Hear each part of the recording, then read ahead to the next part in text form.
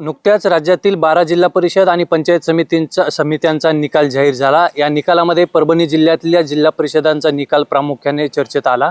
तो चर्चेत येण्यामागचं कारण म्हणजे इथं जे परभणी जिल्ह्यातल्या मागच्या 40 वर्षामध्ये माजी मंत्री, माजी खासदार, माजी आमदार, 5 वेळेस आमदार राहिलेले सुरेश वरपुडकर यांच्या घरातले 4 उमेदवार अक्षरशः या निवडणुकीमध्ये त्यांना पराभव स्वीकारावा लागला।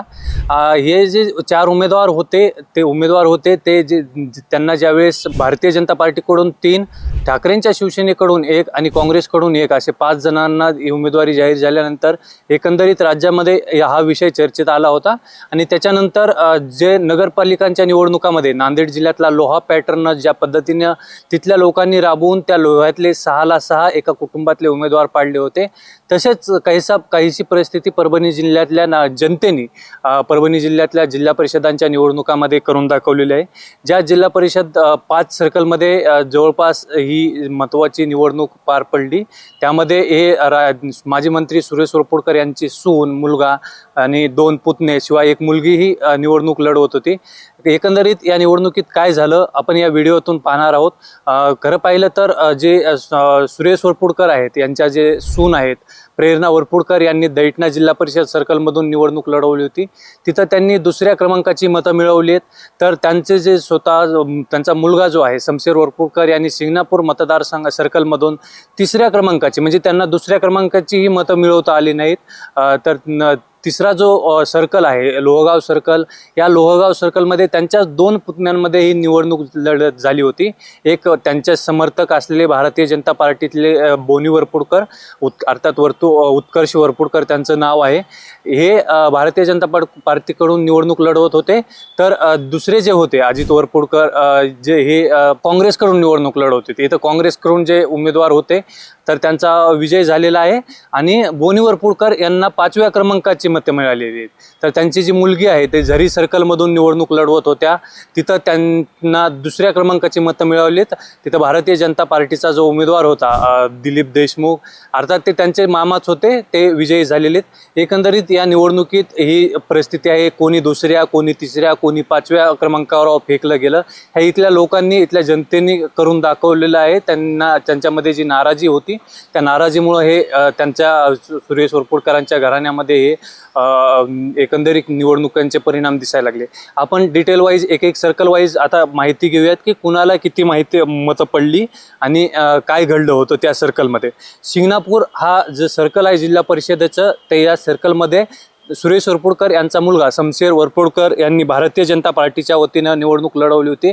त्यांना तिथं 2ऱ्या क्रमांकाची मतं मिळाली। तर पांडुरंग खिल्लारे हे ठाकरेंच्या शिवसेनेचे उमेदवार होते, शिंगणापूरचे सरपंच असलेले हे पांडुरंग खिल्लारे यांनी अगदी सुरुवातीपासूनच शिवसेनेचा एकनिष्ठ शिवसैनिक आणि त्या सर्कलमधला गावातला उमेदवार म्हणून आणि शिंगणापूर सर्कलमध्ये ज्या पद्धतीनं मागच्या 5 वर्षामध्ये त्यांनी विकासाची कामं केलीत, या जोरावर त्यांनी इतरही 12 गावांमध्ये हा विकास करणार असल्याचं सांगत ही निवडणूक लढवली होती आणि त्यांनी हा विजय मिळवलेला आहे। पण त्यांच्या नंतर त्याच गावातले जे एकनाथ रामकिसन साळवे हे राष्ट्रीय काँग्रेस पार्टीकडून उमेदवार होते, त्यांना एकनाथ साळवेंना 2ऱ्या क्रमांकाची मतं मिळालेली आहेत। 5096 मतं ही एकनाथ साळवेंना मिळालेली आहेत, तर पांडुरंग खिल्लारे यांना 5536 म्हणजे अवघ्या 300-400 मतांचा या दोघांमध्ये फरक आहे। या दोघांमध्येच खरं तर शिंगणापूर सर्कलमधली फाईट झाली होती, पण तिथं जे सुरेश वरपुडकर यांचे चिरंजीव होते शमशेर वरपुडकर हे 3ऱ्या क्रमांकावर फेकले आहेत, त्यांना 3900 मतं मिळालेली आहेत।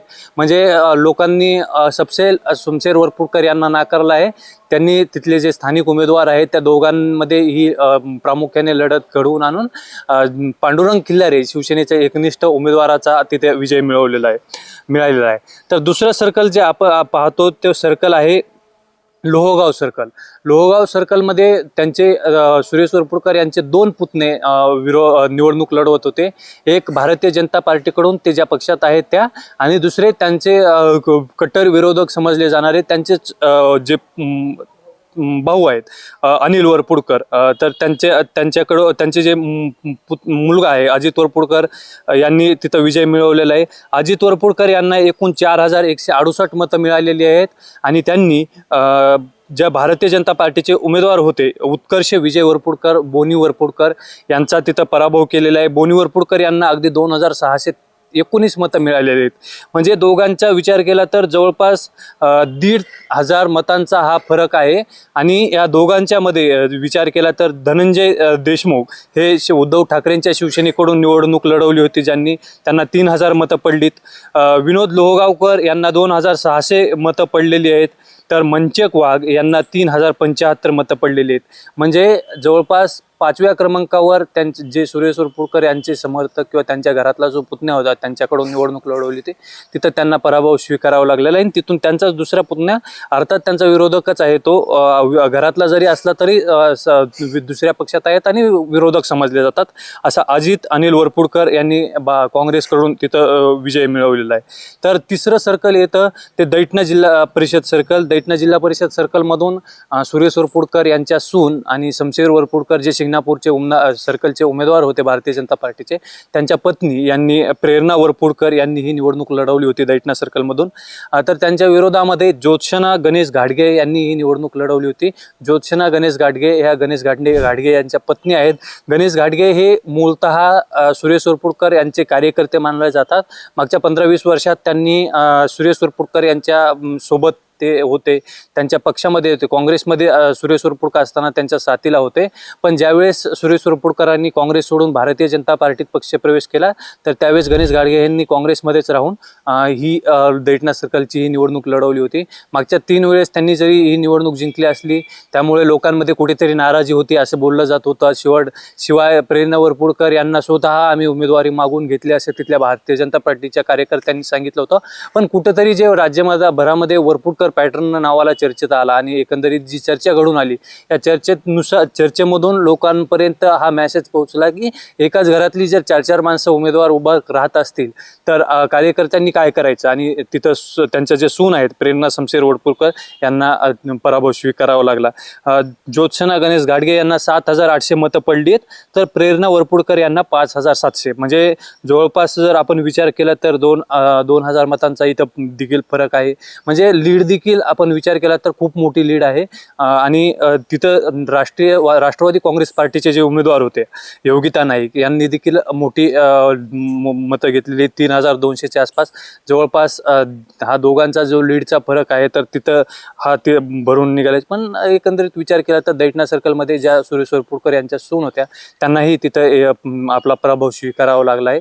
तर चौथं सर्कल येतं ते झरी जिल्हा परिषद सर्कल. हे चारही सर्कल मूळतः परभणी जिल्ह्यातल्या परभणी तालुक्यातले आहेत. आणि तिथे झरी जिल्हा परिषदमध्ये ही जी निवडणूक झाली होती, तर तिथं सुरेश वरपुडकर यांची जी मुलगी आहे सोनल देशमुख, अर्थात त्यांचं लग्न झालं आणि त्यांनी सासरकडून ही निवडणूक लढवली असं ठाकरेंच्या शिवसेनेचे जे खासदार आहेत संजय जाधव यांनी स्पष्ट केलं होतं. पण तरी विचार केला तर त्या मूळतः सुरेश वरपुडकर यांच्याच मुलगी आहेत, त्यामुळं त्यांचंही कुठंतरी या सगळ्या गोष्टीमध्ये नाव आलं होतं.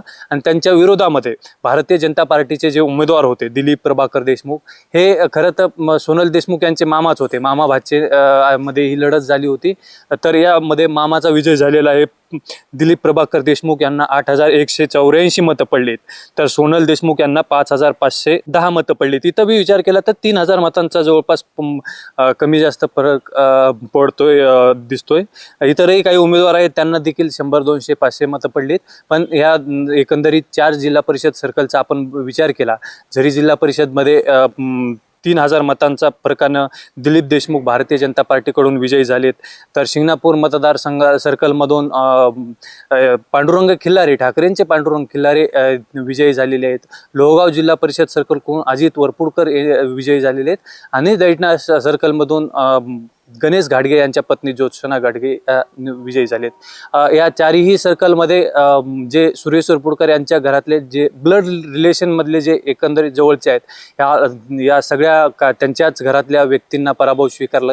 जे मागच्या नगरपालिका निवडणुकांमध्ये झालं होतं नांदेड जिल्ह्यातल्या लोहा तालुक्यात जी झाली होती नगर परिषद निवडणूक, एकाच घरातले 6 उमेदवार निवडून आले होते, उभे होते निवडणुकीच्या रिंगणात. आणि तिथं लोकांनी ज्या पद्धतीनं प्रसार माध्यमांमध्ये बातम्या आल्या आणि चर्चा घडून आली त्या पद्धतीनं त्या लोहा पॅटर्न मधली 6ला 6 उमेदवार पाडली होती. तीच कुठंतरी परिणाम परभणी जिल्हा परिषदेच्या देखील निकालात दिसून आले. कारण ज्या दिवशी उमेदवारी अर्ज फायनल झाले, ज्या दिवशी मागे घेण्याचा अर्ज दिवस संपला, त्याच दिवशी ही बातमी समोर आली आणि त्यामध्ये एकंदरीत सगळ्याच माध्यमांमधून ही जी बातमी ज्या पद्धतीने ज्या वेगाने सर्वसामान्यांच्या मोबाईलवर पोहोचली. प्रत्येकाच्या हातात आज मोबाईल आहेत आणि त्या सर्व सामान्य लोकांनी लक्षात आलं की सुरेश वरपुडकर एकतर माजी खासदार आहेत, 5 वेळेस त्यांनी आमदार शिंगणापूर मतदारसंघ असेल किंवा पाथरी मतदारसंघ असेल या भागातून त्यांनी निवडणूक लढवलेली आहे 5 वेळेस. आणि माजी मंत्रीच होते, काही काळ ते मंत्री म्हणून पण होते. म्हणजे एकंदरीत आमदार, खासदार, मंत्री आणि त्यानंतर वेगवेगळ्या सर्कलमधून जिल्हा परिषदांच्या माध्यमातून परभणी महानगरपालिकेत त्यांच्या पत्नी स्वतः निवडणुकीच्या रिंगणात उभ्या होत्या, त्याही तिथून विजय झाल्या. म्हणजे एकाच घरात सगळ्याच माध्यमातून सगळ्याच ठिकाणी आपली सत्ता कुठेतरी आणायचं हा जो त्यांची जी स्ट्रॅटर्जी आहे किंवा त्यांची जी ही सगळी पद्धत आहे ती लोकांपर्यंत पोहोचली आणि त्याचा सगळा परिणाम या एकंदरीत परभणी जिल्हा परिषदेच्या निवडणुकीच्या निकालावर दिसला आणि लोकांनी अक्षरशः या वरपुडकर घराण्याचा सुपडा साफ केलेला आहे. ही सगळी वरपुडकर घराण्यातली त्यांच्या उमेदवारांना पडलेली मतांची स्टोरी होती.